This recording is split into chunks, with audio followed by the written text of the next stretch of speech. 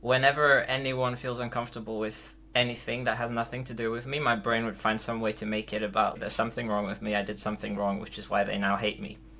It felt like I had no control over my thoughts. It was all just like really distorted and biased towards I'm the problem no matter what's going on.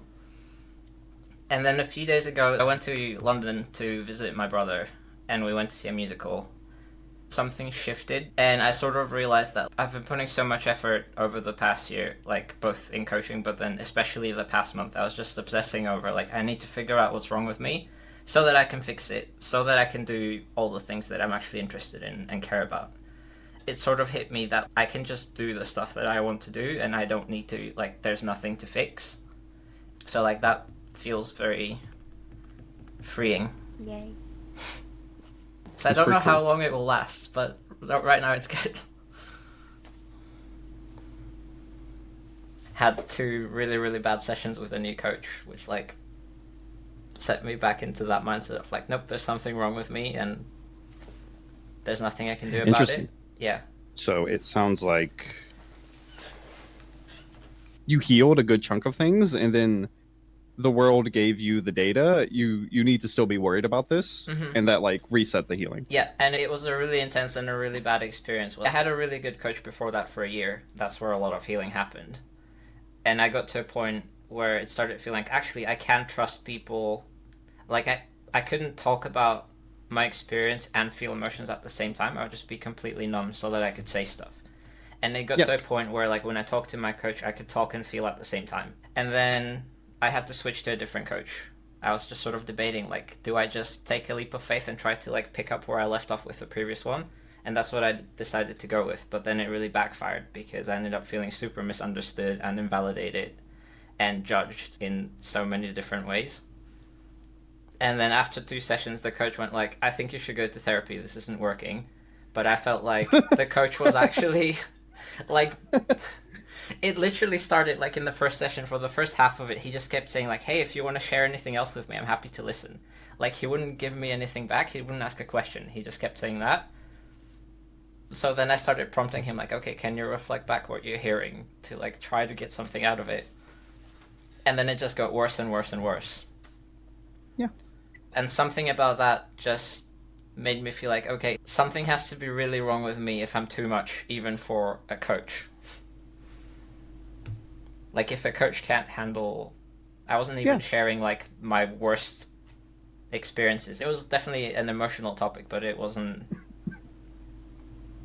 like, the most vulnerable stuff, and that felt like too much. That would make sense to me, because when a thing gets healed, you don't, like, Indiana Jones it, like, switch it out with, like, this, like, new belief system. It's just the old one is, like, starting to dissipate. So if something isn't, like, replaced with that belief, then you are likely to, like, it is likely to reform if you're given the same data as you were before, like, the reason it formed. Yeah. And so from that, I spent the next year trying to figure out, like, what the thing is that I need to fix. Then I kind of realized that the reason I'm not finding anything, because maybe, like, there isn't a problem there in the first place. Yeah. Hearing your story, I feel hurt if I was in that situation. I would feel incredibly invalidated, and I would also, like, question myself a bit, but yeah, that's hurtful. Yeah, it was really rough. Like, just asking a person, hey, can you, like, summarize what you're hearing from me? And he's like, you need to go to therapy. Oh, there was more than that. It basically, like, he'd reflect stuff back, but it didn't land, so I tried to clarify. So he would pick out, like, 5% of what I shared. It wasn't particularly relevant. Like, he missed all the key points. So I was like, actually, I think this is the important stuff. So he'd reflect back, like, 20% of that. And I'm like, no, this is the important stuff. And we just kept missing each other for the rest of the session, and it took the whole session for us to get on the same page. And then he concluded, like, actually, so I think I understand your problem completely now, and, like, if you can't just make a choice, because I was torn, then there's nothing I can do to help. Disgusting. Yeah, so it was terrible. Yeah. I'm also, like, hearing it sounds devastating. And then he also kept telling me off for, like, trying to control the conversation too much, but then when I didn't give him the prompts, he wouldn't give me anything back. So it's like I'm either not doing enough or I'm controlling the conversation too much.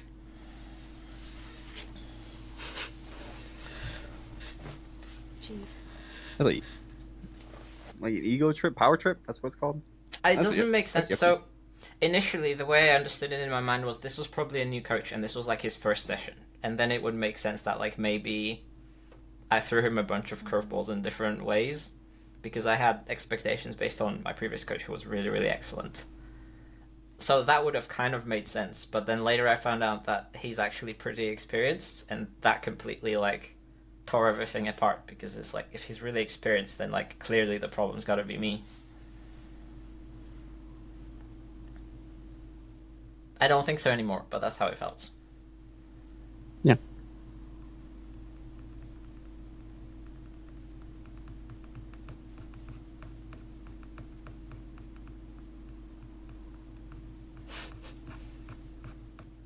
I have opinions of that, but I'm curious how the group members feel. I don't know if either Anne or Pam have like heard this.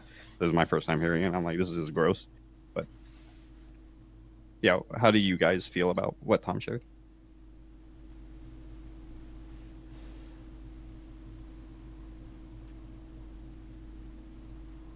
I follow the subreddit where psychiatrists hang out. And sometimes clients as well. And so sometimes there will be stories like this where it's really, yeah, such a... I can't use like a negative word to describe this, but you go for help and then you expect help. I would assume that if they can't help, at least it's neutral. But they do more damage back. Yeah. I did ask for a refund and didn't get it.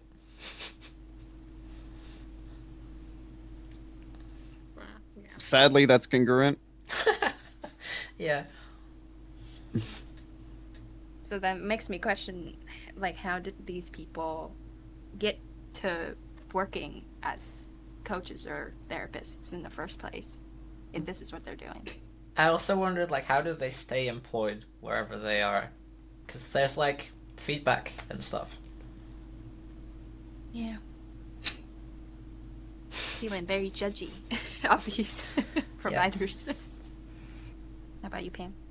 I guess I did feel a lot of emotions hearing that roller coaster of an experience, and it unfortunately only goes one way down.